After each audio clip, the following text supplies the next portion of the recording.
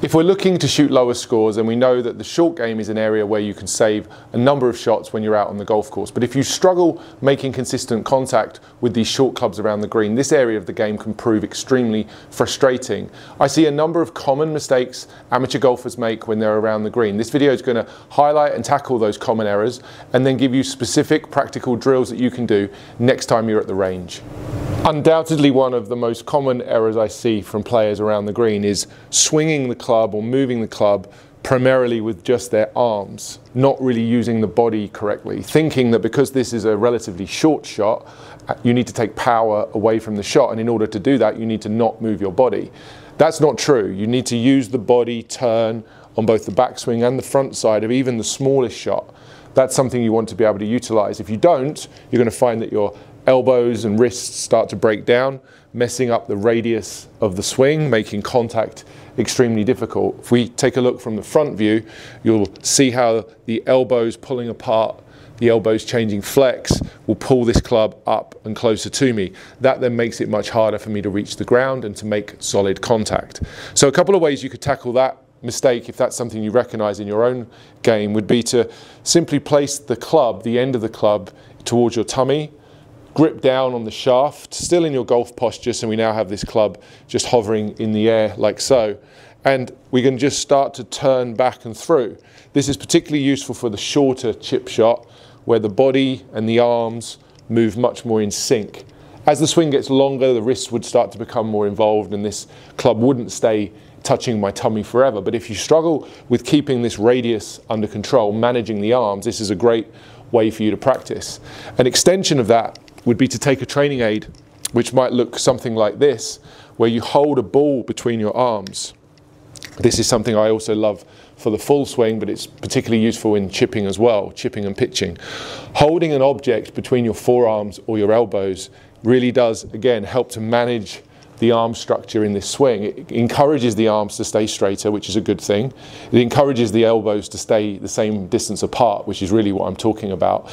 And it encourages the body and the arms to work more in sync or more in unison. So if you can get yourself something like this to hold between your arms when you chip, you can really start to make a real difference in terms of the consistency of your contact when you're hitting these short shots.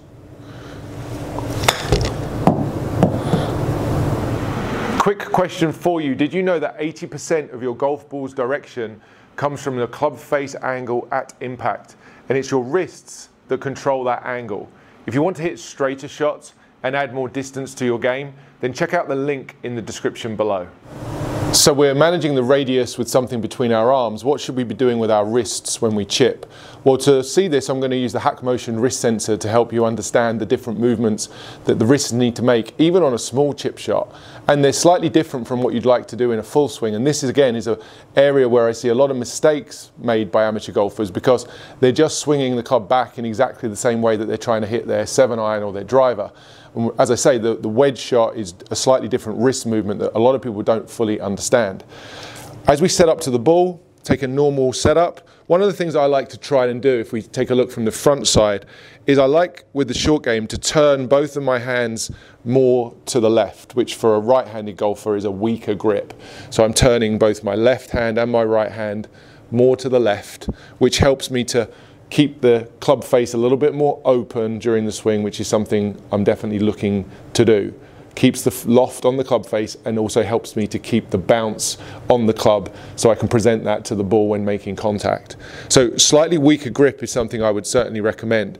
But what most people get wrong when they start to take the club back is they move the club back in a way that the shaft and the club head gets too far inside, underneath the plane, so to speak. Too shallow, too flat. And that's often because that's how they've been told to swing their full shots. And so a common carryover mistake from trying to swing more inside with the driver to try and draw the ball is that carries across into the short game. The problem with that, as soon as this club head gets too shallow and too inside, it makes the contact point on the ground extremely difficult to control. Lots of fat shots and lots of thin shots.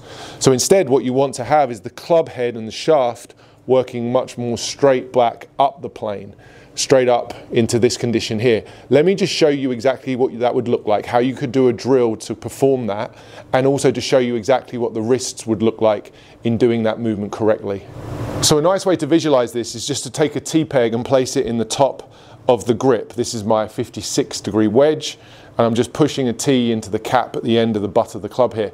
And that's really just for visual purposes. So when I set up to the ball, this T is pointing straight up out of the end of the grip, which is pointing more or less into my middle, my belly button, my belt buckle, and that would be correct. Now, if I was to make the mistake of using the wrists incorrectly, I would move the club in this fashion, and the T peg would end up pointing over to the right of the target there.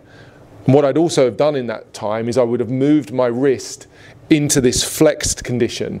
You'll see on the avatar there with the hack motion wrist sensor, I have 11, 12 degrees of flexion, and when I started at setup, even with my slightly weaker grip, I had 5 or 6 degrees of extension.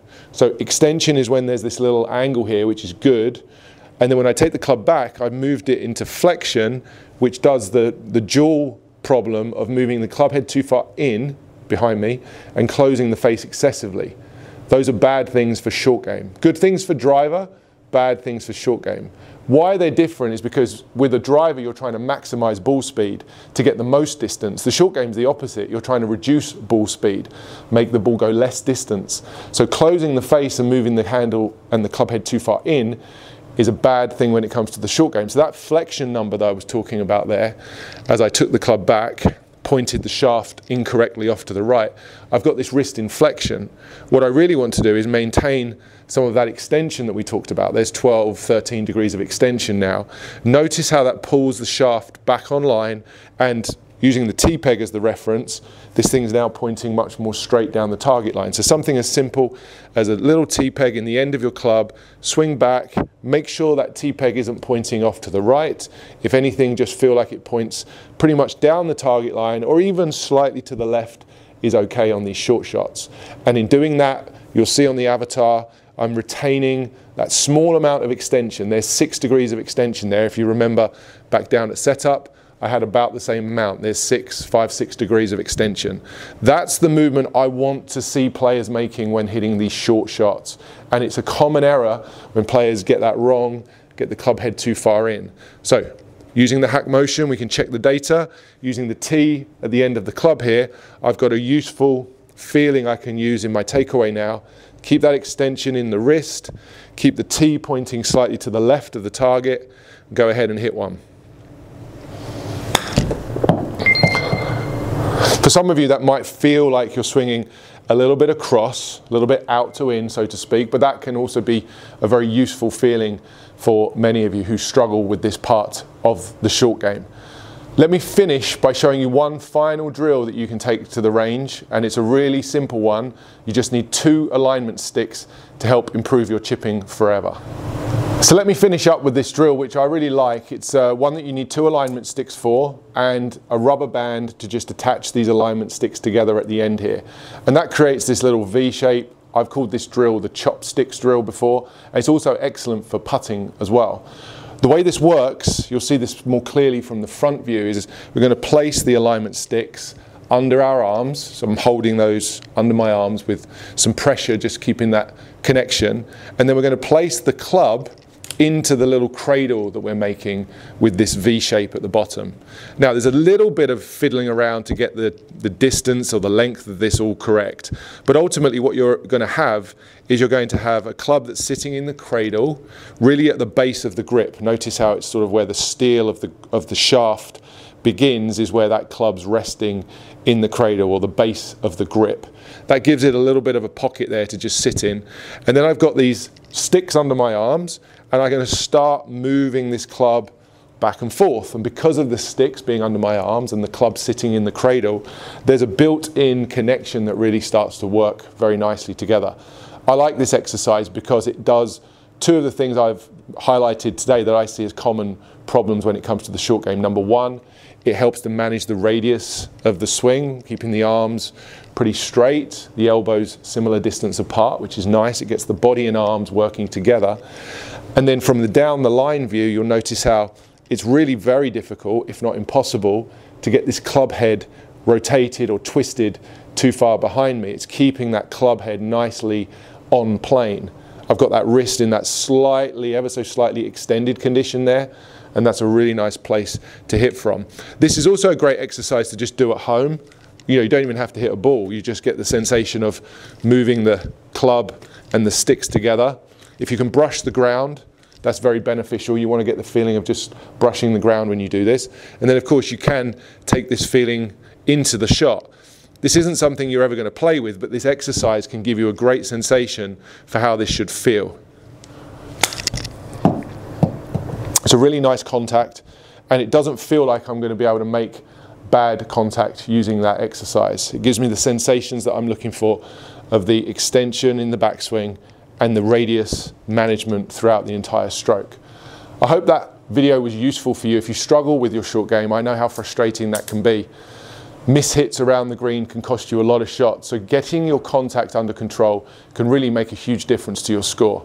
If you found this video useful, I'd encourage you to click on the link in the description of this video below, which will take you to further hack motion videos.